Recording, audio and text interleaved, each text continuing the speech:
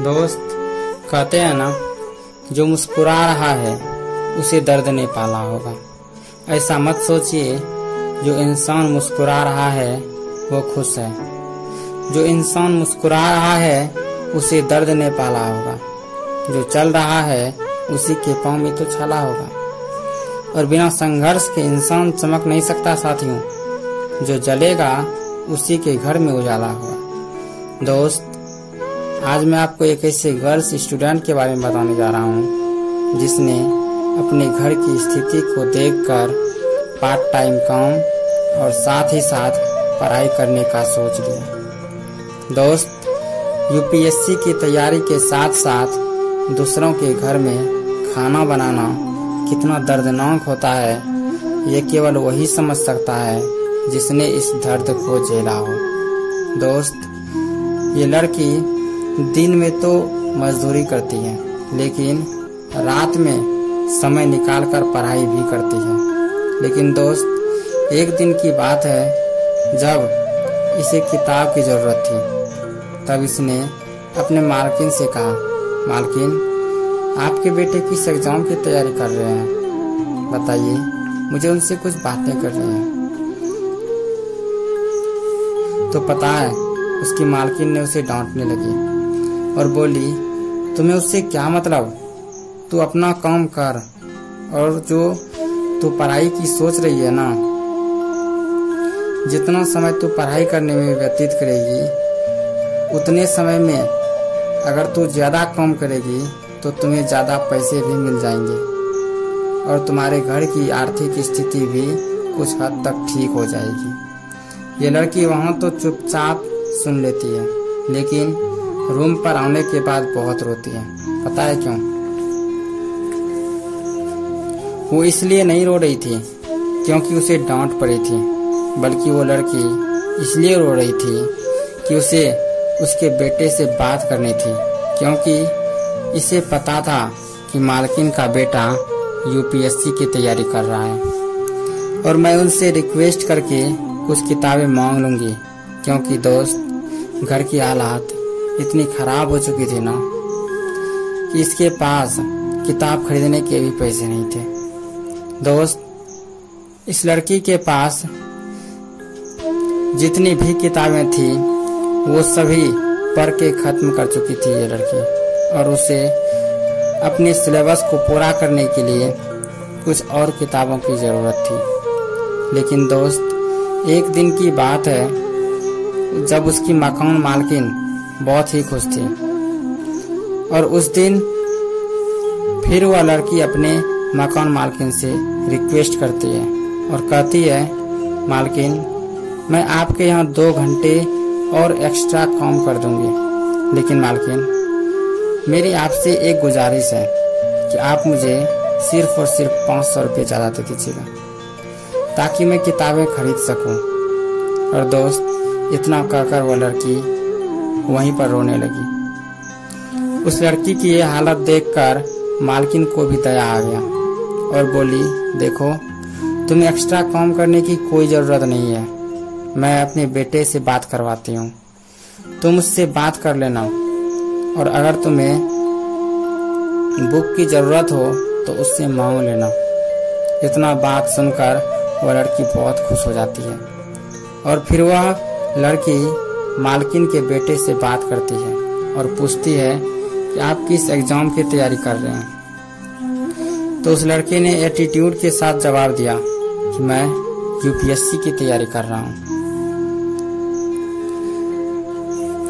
तो फिर यह लड़की कहती है कि आप कृपया करके अपनी स्ट्रेटेजी और बुक को शेयर कर दीजिए, क्योंकि मेरे पास बुक खरीदने के पैसे नहीं है। तो यार, पता है वह लड़का क्या बोला? वह बोला कि तुम पागल हो गई हो क्या? तुम्हें पता भी है इस एग्जाम में कितना कंपटीशन है? तुम्हें यह भी पता है इस एग्जाम में कॉलेज में पढ़ने वाले स्टूडेंट से मुकाबला होता है। तुमसे यह एग्जाम क्लियर नहीं हो पाएगा। अरे छोड़ दो ये यूपीएससी का सपना और जाओ अपना काम करो। और दोस्त, फिर वह लड़की घर जाकर सोचने लगती है ये हम लोगों को इतना कमजोर क्यों समझता है कि हम लोग यूपीएससी नहीं निकाल सकते? क्या हम क्वालिफाई नहीं कर सकते? और ये बातें सोचकर रोने लगती है और फिर वह टूट चुकी होती है। लेकिन दोस्त फिर वो अपने आप को समझाकर ठान लेती है कि अब किसी भी हालात में यूपीएससी क्लियर करना ही है। इन लोगों के मुंह को बंद करने के लिए और अपने घर की गरीबी को दूर करने के लिए मुझे ये एग्जाम क्रैक करना ही पड़ेगा। उसके बाद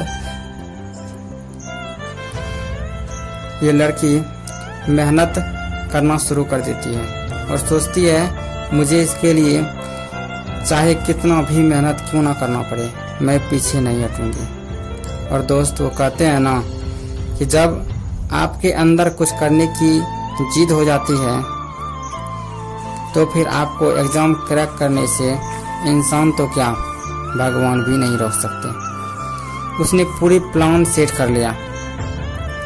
मैं दिन भर काम करने के बाद रात में पढ़ाई करूंगी और उसने अपनी टाइम टेबल को इस तरह से बनाया कि दिन भर काम करने के बाद भी 10 से 12 घंटे पढ़ सकती थी। लेकिन दोस्त दुख की बात यह था कि इस लड़की के पास किताबें नहीं थी, क्योंकि जितनी भी किताबें इनके पास थी वो सब पढ़कर खत्म कर चुकी थी। फिर यह लड़की मजबूर होकर अगले दिन फिर एक बार मालकिन से बातें करती है और कहती है कि प्लीज मुझे किताब दिला दीजिए, मैं इस एग्जाम को क्रैक करना चाहती हूँ। और फिर मालकिन ने अपने बेटे से कहकर किताब दिलवा देती है और फिर यह लड़की बहुत खुश हो जाती है, क्योंकि उसे अपने सपने को हासिल करने की जो बाधाएं थी वो खत्म हो चुकी थी और वह दिन भर काम करने के बाद भी रात में रात भर जागकर पढ़ाई करने लगी थी, क्योंकि उस किताब को पढ़ने के लिए उस लड़की के पास लिमिटेड समय ही होता था। और दोस्त खुशी की बात यह है कि उस लड़की ने एग्जाम के 1 महीने पहले ही अपना पूरा सिलेबस कंप्लीट कर चुकी थी। एक दिन यह लड़की अपनी मालकिन से पूछती है कि आपके बेटे की तैयारी कैसी चल रही है।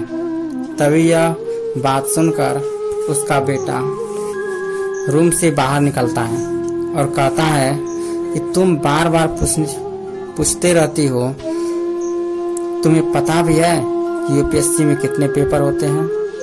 और दोस्त अब ये लड़की बदल चुकी थी। ये लड़की उस लड़के को यूपीएससी का पूरा सिलेबस केवल 2 मिनट में ही समझा देती है और साथ ही साथ वह लड़की उस लड़के से करंट अफेयर का एक सवाल भी पूछती है। लेकिन दोस्त उस लड़के का करंट अफेयर से दूर दूर तक कोई नाता ही नहीं था। और दोस्त किसी तरह से वह लड़का वहां से निकल जाता है। और दोस्त फिर कुछ दिन के बाद यूपीएससी प्री का एग्जाम होता है और हैरान की बात यह है यह लड़की पहले अटेम्प्ट में ही यूपीएससी का प्री एग्जाम क्वालिफाई कर चुकी थी। और फिर मेंस का एग्जाम हुआ, उन्हें भी यह इसने क्लियर कर लिया। लेकिन दोस्त ये सारी बातें मालकिन और उसके बेटे को कुछ भी पता नहीं था। और दोस्त जिस दिन इस लड़की का इंटरव्यू था ना, उस दिन मालकिन के पास कुछ अर्जेंट काम था और उसने इस लड़की को साफ शब्दों में कह दिया कि देखो आज अगर तुमने छुट्टी किया तो तुम्हें काम पर से निकाल दिया जाएगा। और दोस्त इस लड़की के लिए इंटरव्यू देना बहुत ही जरूरी था और यह इंटरव्यू देने चली गई। लेकिन दोस्त जैसे ही फाइनल लिस्ट जारी हुई ना, तो पता है इस लड़की की आंखें खुशी के आंसू से भर गई थी, क्योंकि दोस्त ये आईएएस बन चुकी थी। और पता है इसका रैंक कौन सा था? रैंक 1 2 3। और ये दिन इस लड़की के लिए खुशी का दिन बन गया था। और पता है इसमें मजे की बात क्या है? जैसी ये बात मालकिन और उसके बेटे को पता चला तो वे दोनों इस लड़की के घर भागी भागी चली आई। और वह लड़का इस लड़की को देखकर बहुत हैरान हो गया और इससे वह लड़का पढ़ाई के स्ट्रेटेजी के बारे में पूछने लगता है। तो दोस्त, ये था एक IAS लड़की की कहानी। इसे सीखने की बात यह है, अगर बहाने को छोड़कर बिना बहाने का मेहनत किया जाए तो काम करके भी IAS बना जा सकता है।